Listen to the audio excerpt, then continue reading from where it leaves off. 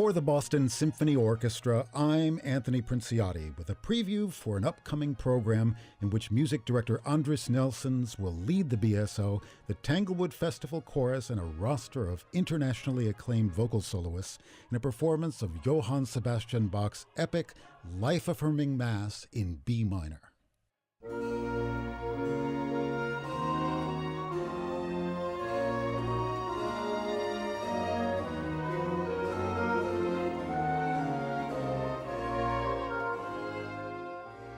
Although the B minor Mass has long been considered one of the greatest achievements of the human mind and spirit, its history is complicated and often obscure.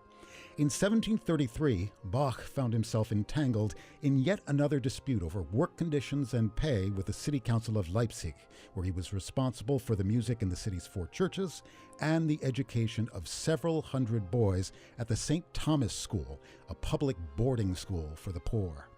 Vastly overworked and feeling disrespected by his employers, Bach was looking for a new job.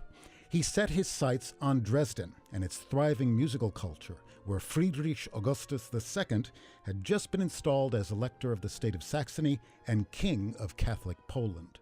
Assembling perhaps the most transcendent job application of all time, Bach submitted an obsequious petition to the new elector that included a request for a position as a composer at the Dresden court and what he called a trifling product, a set of handsomely rendered parts for a Kyrie and a Gloria, the first 2 sections of the Catholic Mass.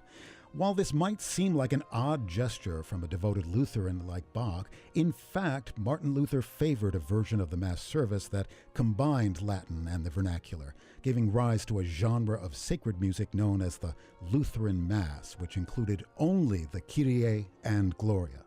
In the event, Bach's petition didn't result in more than a small stipend and a symbolic title as a court composer, and he would spend the rest of his life working in Leipzig.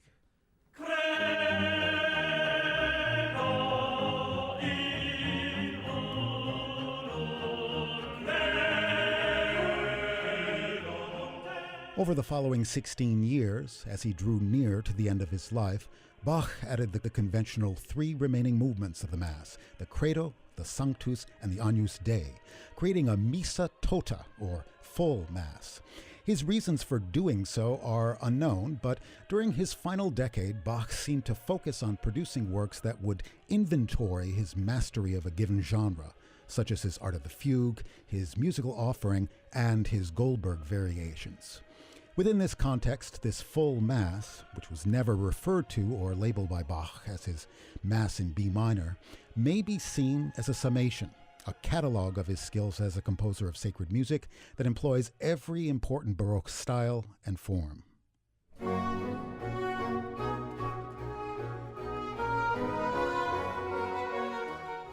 The creation of the B minor Mass was more about assembly and repurposing than original composition. During the Renaissance and the Baroque periods, composers didn't place the sort of premium on originality that would develop years later in the wake of Beethoven.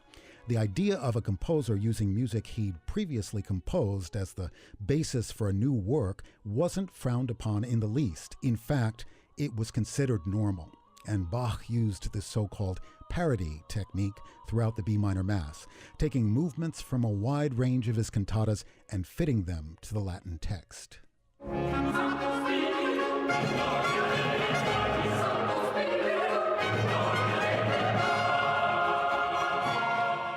The result was a work of stunning variety and contrast, in which monumental choruses, florid arias, tender love duets, virtuoso instrumental solos, and earthy dance music are transformed and combined through Bach's unparalleled mastery into a coherent whole. And instead of being a source of awkwardness, the incorporation of the narrative-based, visceral quality of Lutheran music within the formal context of the Catholic Mass brought forth a comprehensive humanistic utterance that is at once dramatic and transcendent. Bach's B minor Mass is both a consecration and a celebration of the life and work of the composer many have considered history's greatest. We hope you'll join us in Symphony Hall to experience this crowning achievement of his unique genius. For the Boston Symphony Orchestra, I'm Anthony Princiotti.